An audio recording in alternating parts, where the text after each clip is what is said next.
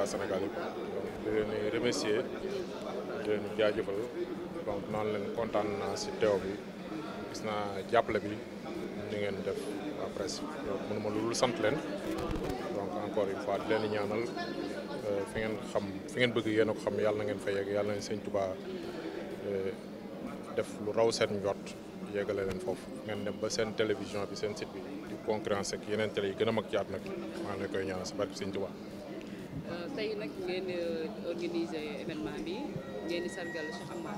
te ku ne xam na sa diggante ak Cheikh Amar nga ñëwoon ci tuuti rek. pour Sénégalais yi gën a xam.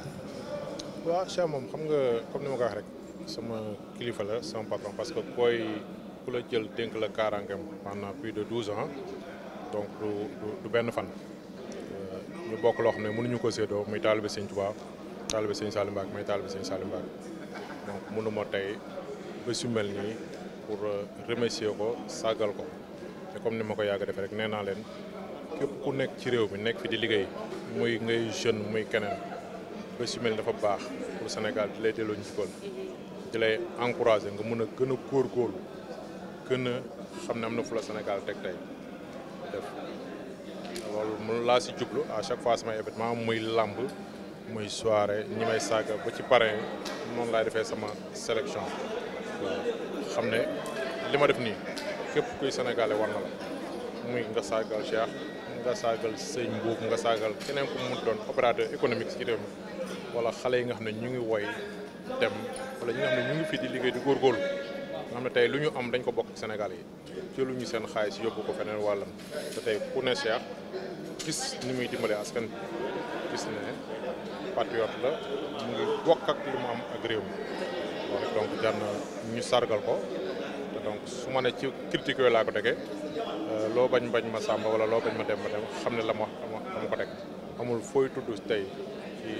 sénégalais yi te mënuñu la témoin lii may loolu rek moo ma si jublu waaw di koy ñaanal mu gën a wër sénégalais yi gën koo ñaanal ndaxte ñëpp xam nañ ne à un certain moment de plus de 1 an ci accident bu métti la jógee ba nekk à l'étranger Munich di faju di jaabante rek ñëw nañ ko gën a ñaanal rek yokk ko ñaan daal. mais ni nga def aussi dafa jafe parce que wax nañ que ni for nañ sax si wéewu bay laay wax ni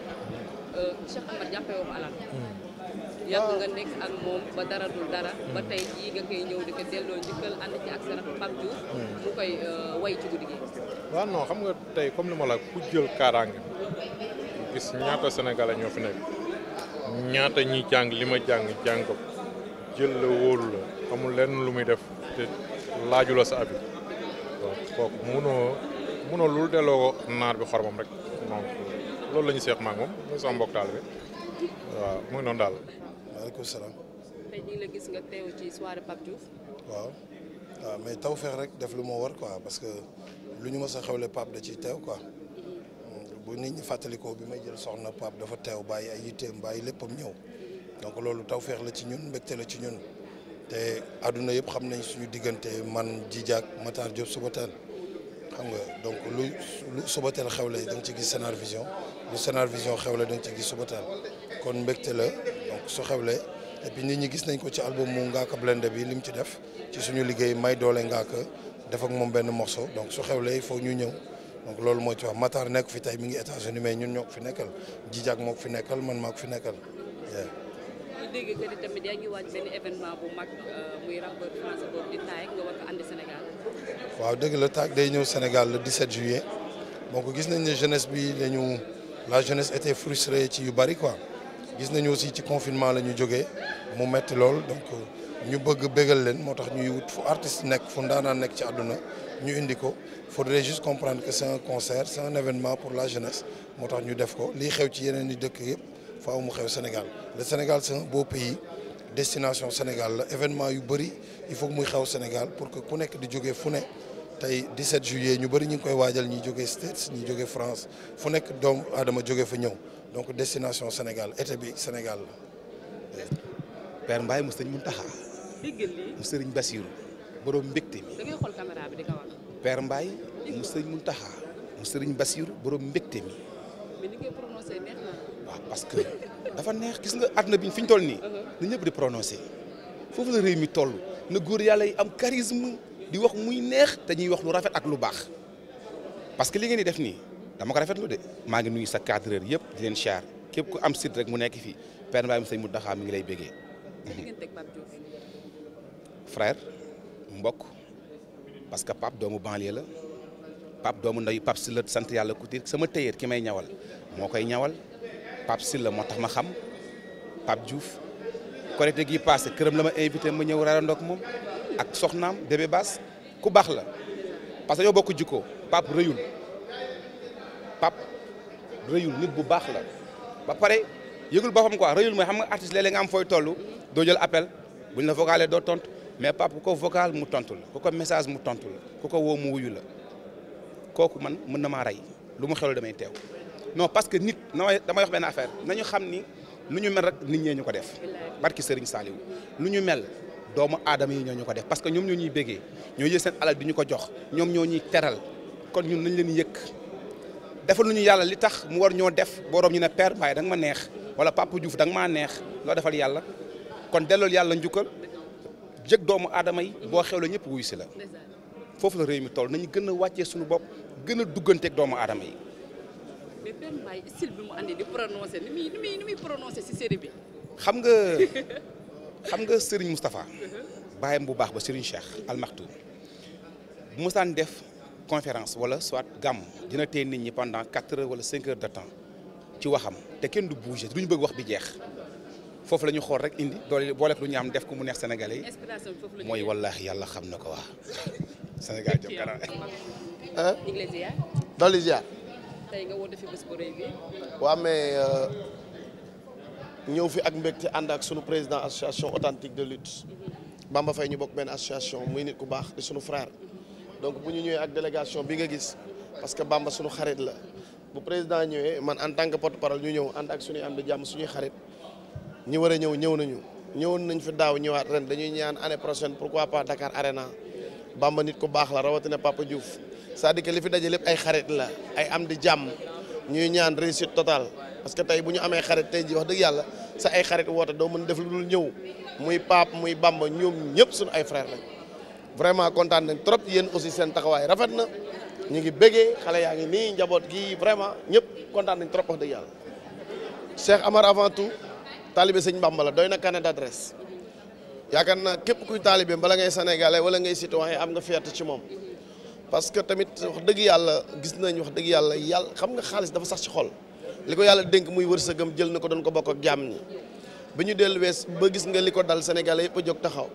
donc ku mel noonu nag tax bu ñu ko dee delloo njukkal war na ci am réew Cheikh Amar waxuma la njukkal ay njukkal sénégalais yu bari war nañ ko delloo njukkal Bamba nag noonu la mel dafa am dignité digne ku ko xam-xam diggam ak Cheikh Amar am na tuuti lu ma ci xam donc bu ñëwee fii tey ñu woote pour delloo ko njukkal on est fier moo tax dañuy xool la ñu gën a fonk rek ñu ànd ak moom rek daal di ñëw xool si ko ñëw ak moom ak njaboot gi yëpp on est fier ah kontaan nañ trop waaw ah non mënul yomb poos yi bënnee sax ñu ñibbi bésu ndam jar na lu ne. waaw nuyu naa leen. yaa ngi jantal nii. non mais gis naa la yaa ngi jongama yaa ngi def jongama nuyu naa leen di nuyu waa Sénégal di nuyu waa àdduna di nuyu nag sama mbokk internet yëpp waaw di leen nuyu yéen ñëpp nag vraiment am na lii mbégte la daal ñu xewle gis leen ngeen ñëw taxaw li may wax rek artiste mënta dem sans presse mënta dem sans artiste kon fokk ñu bokk nday bokk baay ànd liggéey parce que ñun li ñu bëgg yéen a ko mën a wane artiste bu eggee fenn fii il faut que presse bi wane ko kon buñ ñu xewlee gis leen dañuy am mbégte lool vraiment. kon lan ngay wax ñi nga xamante ne dañuy def seen i événement di éviter yenn presse yi. waaw mais loolu moom wax dëgg fa yàlla ah man rafetlu ma ko pour dire vrai rafetlu ma ko parce que presse tey dañ ne nguur dañ ne mooy 4e pouvoir presse c'est le 4e pouvoir kon lu am doole la ci réew parce que artiste mënta dem sans presse politiciens yi mënuñoo dem sans presse ba ci sax suñu kilifa yi presse yee leen di wane li ñu bëgg a jottali que presse yee koy jottali nit ñi kon il fallait que tamit ñu bàyyi waat xel delloo waat suñu xel ci presse bi te joxaat leen seen cër nag parce que man dama cee nekk di ci liggéey nañ leen joxaat seen cër joxaat leen seen gëdd jox leen li ñu moom ndax def naa ni defar rek leen tax a jóg parce que tey jii bu ñu tëggee fii ñu xëy gisuñu ko fenn est-ce que dañ xam ne artiste bi ngi doon yëngu pourtant yéen a koy wane kon boog nañ leen delluwaat seen cër gën leen a fonk te li ñuy xew la nañ leen ciy woo. mais nga ñëwoon ñu tuuti si yow ak Pape Diouf. waaw sama maag Pape nag moom wax dëgg fa yàlla c'est une longue histoire waaw buur mënta dem sans Pape Pape mënta dem sans buur loolu la yàlla dogal sama jumeau la sama frère la sama xarit la sama kilifa la sama leader la Pape mooy buur buur mooy Pape waaw Pape mooy buur